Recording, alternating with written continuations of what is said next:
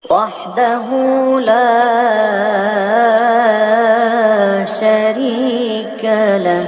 Kalau nggak percaya Habib sama dengan komunis, kata UAS, Ustadz Abdus Somad. Ustadz, udahlah, jangan membuat umat ini bingung, jangan membuat umat ini terbodohi gitu. Umat itu mendapatkan pencerahan dari antum biar cerdas. Jadi misalnya begini, Al-Ustadz, ada Habib mengatakan bahwa Sayyid itu merupakan zuriyah Nabi dari kalangan Syiah. Gelarnya Sayyid. Yang ngomong Habib, Al-Habib Umar, Al-Habib Asli Umar Asghaf, Lampung. Kata beliau, qala Habib Umar Asghaf, bahwasanya Sayyid itu merupakan gelar untuk keturunan Nabi Syiah. Kemudian Syekh itu merupakan gelar untuk keturunan Nabi yang dari Wahabi. Nah, kalau dari Ahlu Sunnah wal Jamaah, zuriyah Nabi gelarnya apa? Habib katanya. Saya nggak percaya itu. Apakah saya ini seorang komunis? Taruhlah saya ateis yang katanya nggak percaya dengan Tuhan. Kalau nggak percaya Tuhan, itu ateis. Komunis juga begitu. Kalau misalnya saya nggak percaya Habib, sama dengan nggak percaya Tuhan, kan nggak mungkin. Habib kan bukan Tuhan, Nabi aja bukan. Wong cucu aja belum jelas. Kalau misalnya ada Habib yang ngomong, di Tarim itu semua orang Tarim itu adalah wali. Nah, saya nggak percaya. Saya nggak percaya, nggak semudah itu mendapatkan kedudukan sebagai waliullah, saudara. Nah, kemudian di Tarim itu jalanannya tidak diaspal, karena di Tarim itu untuk menghormati jejak telapak kaki para wali. Saya nggak percaya, karena memang benar kenyataannya di Tarim itu diaspal, saudara. Saya nggak percaya. Misalnya Habib Abdus Somad mengatakan bahwa di Tarim itu tidak diaspal. Di Tarim Azul Maut tidak diaspal dikarenakan bekas telapak kaki para wali agar jangan tertutup. Sementara kenyataannya di Tarim kenyataannya itu diaspal jalannya. Jadi kalaupun ada 100.000 ulama yang mengatakan di Tarim itu tidak diaspal, saya nggak percaya. Kenapa saya nggak percaya? Karena kenyataan yang saya lihat dari postingan-postingan teman-teman yang ada di kota Tarim, ternyata Tarim itu jalanannya diaspal. Nah, di situ saya tidak percaya, walaupun yang ngomongnya ulama. Kenapa? Omongannya bertentangan dengan kebenaran, dengan kenyataan, dengan fakta. Nah, dari mana dia tahu? Dia tahunya dari kitab. Masalah dia mengimani kitab yang mengatakan seperti itu, sementara apa yang ditulis di dalam kitab itu tidak sesuai dari kenyataan, saya tidak ikut kitabnya. Gitu, saudara. Kitab itu bukan Al-Quran. Kitab-kitab karangan manusia itu bukan Al-Quran. Nah, bukan juga hadis. Kalau kami di Aceh ini, yang ditanamkan ke dalam hati kami bahwa yang tidak bisa diubah, ditambah, dikurang, itu Al-Quran dan juga hadis. Kalau udah ditambah udah palsu, dikurang juga palsu. Jadi begitu, saudara. Jadi ada yang mengatakan bahwa yang tidak percaya Habib itu merupakan komunis, saudara. Saya nggak percaya. Nah, toh Habibnya sendiri ada yang komunis. Sejarah Yaman Selatan, satu-satunya negara komunis di Timur Tengah. Yaman Selatan atau Republik Demokratik Rakyat Yaman yang merdeka dari penjajahan Inggris pada 30 November 1967 merupakan satu-satunya negara berhaluan komunis di kawasan Timur Tengah dan dunia Arab dengan dukungan penuh dari Uni Soviet. Kejayaan negara komunis ini berakhir pada 22 Mei 1991 ketika akhirnya Yaman Selatan bersatu dengan Yaman Utara membentuk Republik Yaman setelah mengalami berbagai konflik perbatasan, dan penemuan cadangan minyak hal ini mendorong kedua negara tersebut untuk melakukan unifikasi demi kemakmuran bersama. Tokoh-tokoh Ba'alwi dalam Partai Komunis Yaman. Pertama, Abdurrahman As-Seggaf. Abdurrahman As-Seggaf adalah salah satu tokoh intelektual komunis yang berpengaruh dalam Partai Sosialis Yaman atau YSP di Yaman Selatan. Ia dikenal sebagai pemikir ideologis yang membantu membentuk doktrin sosialis partai, mendorong revolusi melawan kolonialisme dan feodalisme. Sebagai seorang teoritikus, Abdurrahman As-Seggaf berperan dalam merumuskan kebijakan ekonomi dan pendidikan berbasis sosialis. Meski tidak selalu berada di garis depan kekuasaan, pemikirannya banyak memengaruhi kebijakan partai selama era pemerintahan Marxis-Leninis di Yaman Selatan.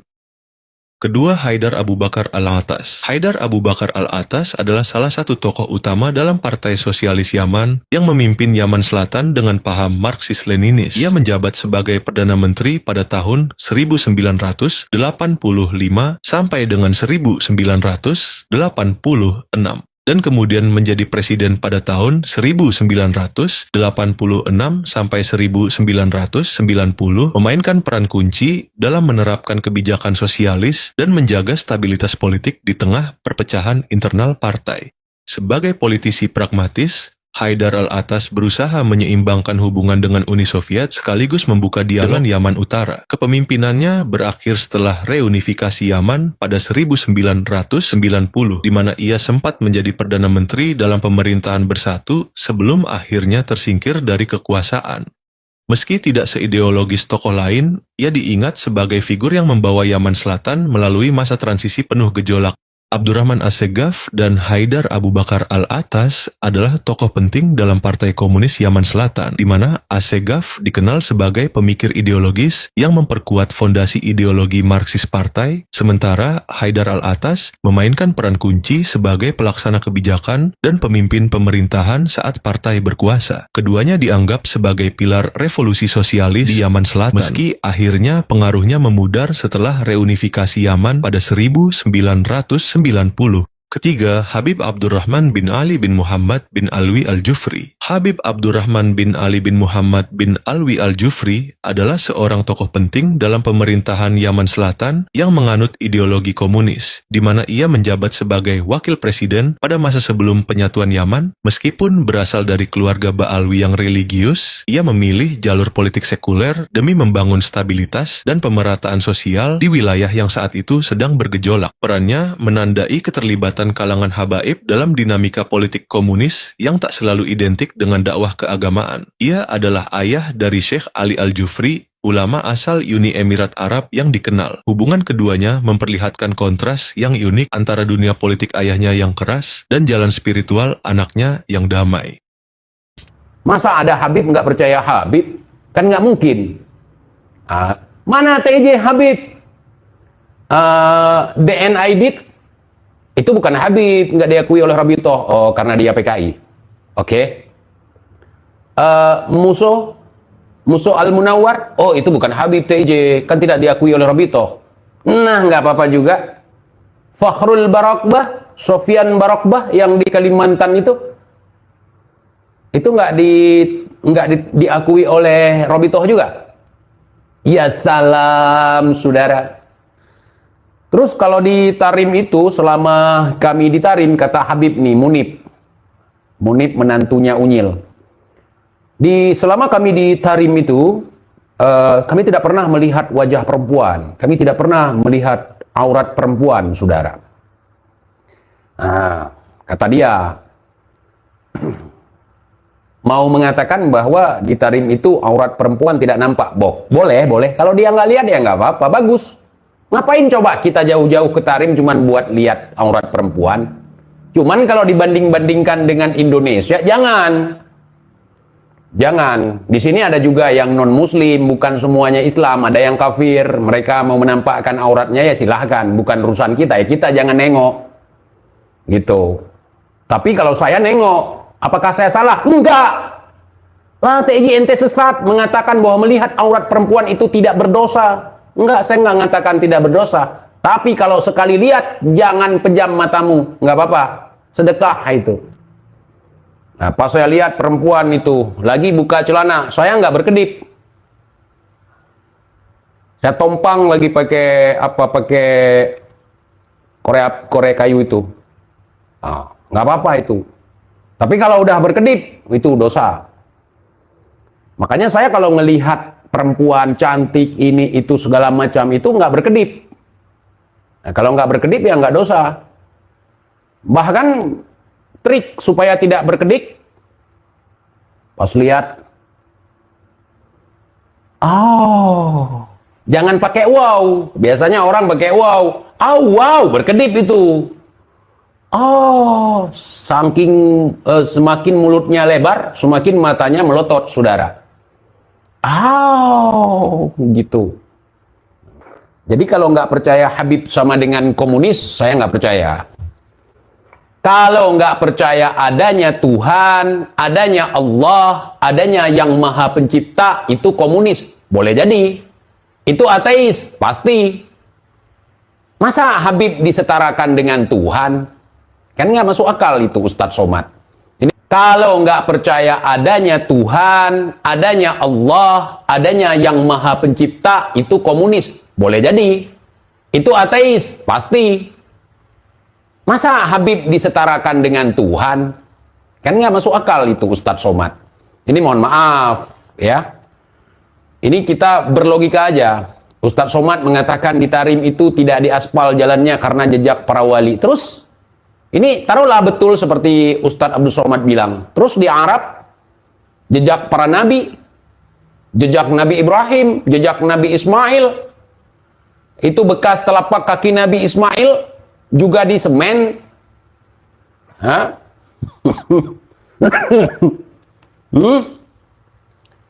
Aduh, Masya Allah. Itu jejak Nabi, jejak Rasulullah, jejak keluarga Rasulullah yang ada di Mekah, yang ada di Madinah. Itu di aspal kok. Terus di Tarim, faktanya saya nyari tahu fakta dalam minggu ini. Apakah benar bahwa Tarim itu tidak diaspal jalannya? Ternyata aspal, lebar, lurus, mulus. Berarti bohong dong. Nah, kalau kita bilang bohong, seorang ustadz nggak mungkin bohong. Seorang ustadz nggak mungkin berdusta. Terus apa coba? Kalau dia mengatakan sesuatu yang tidak sesuai dengan fakta, apa coba? Apakah itu khilaf? Sabkul lisan? Saya sekarang apa yang diomongkan saya cari tahu. Cuman Fagil Muqaddam tidak ada videonya. Fagil Muqaddam yang Mi'raj bersama seekor kambing. Itu ada di kitabnya. Saya undang orang yang mengerti kitab, yang tahu kitabnya. Kita undang. Ya. Kalau kita ngomong sesuatu yang tidak sesuai fakta, kemudian dibantah oleh orang lain, bukan orang lain itu yang disebut tukang fitnah, saudara. Misalnya gini, kita mengatakan bahwa di Tarim itu tidak diaspal karena mereka sangat menghormati adanya bekas telapak kaki wali, makanya jalanannya tidak diaspal. Yang ngomong seperti itu tidak sesuai dengan faktanya, dialah tukang fitnahnya. Seolah-olah Tarim itu miskin sekali, sampai untuk aspal jalan pun tidak punya budget. Nggak boleh seperti itu, ya. Seorang yang sudah masyhur, seorang yang dianggap alim, seorang yang menjadi mubalik, seorang al-ustaz, seorang guru, seorang yang memiliki gelar yang panjang sekali, nggak boleh bohong. Bohong dosa.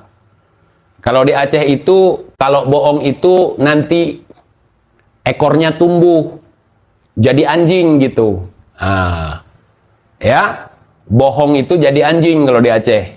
Kita ditakut-takuti sama orang tua kita dulu. Semulit yang tulit timohiku jika siapa yang dusta tumbuh ekornya jadi anjing gitu. Gitu ya. Tarim jalannya paving block, pakai dana kas RW. Bang, aspal bang, aspal. Yang ada tulisan, selamat datang di kota Tarim. Itu aspal, Bang. Aspal. Ada les jalannya lagi. Aspal.